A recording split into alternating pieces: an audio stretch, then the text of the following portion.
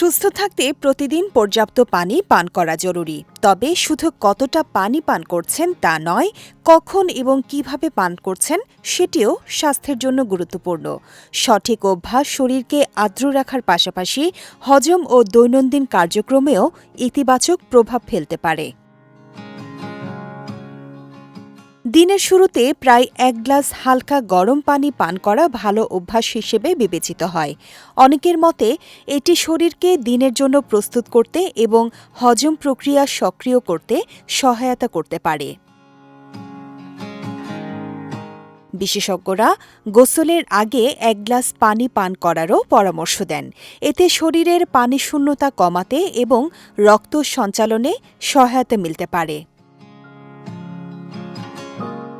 খাবারের সময় অতিরিক্ত পানি পান না করে খাবারের প্রায় ৩০ মিনিট আগে এবং খাওয়া শেষ হওয়ার প্রায় ১ ঘণ্টা পরে পানি পান করা ভালো।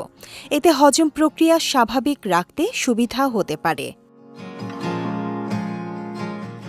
একবারে অনেকটা পানি পান না করে সারাদিনে অল্প অল্প করে পানি পান করাই উত্তম। তৃষ্ণা লাগার জন্য অপেক্ষা না করে নিয়মিত বিরতিতে পানি পান করলে শরীরের পানির ভারসাম্য বজায় থাকে। ঘুমানোর আগে অতিরিক্ত পানি পান না করাই ভালো। প্রয়োজনে আধা গ্লাসের মতো পানি পান করলেই যথেষ্ট, যাতে রাতে বারবার ঘুম ভেঙে যাওয়ার সম্ভাবনা কমে। পানি পানের ক্ষেত্রে সবচেয়ে গুরুত্বপূর্ণ বিষয় হল শরীরের চাহিদা অনুযায়ী পর্যাপ্ত পানি পান করা। পাশাপাশি সঠিক সময় ও সঠিক অভ্যাস অনুসরণ করলে সুস্থ জীবনযাপন আরও সহজ হতে পারে। বিজয় টিভি নিউজ ডেস্ক।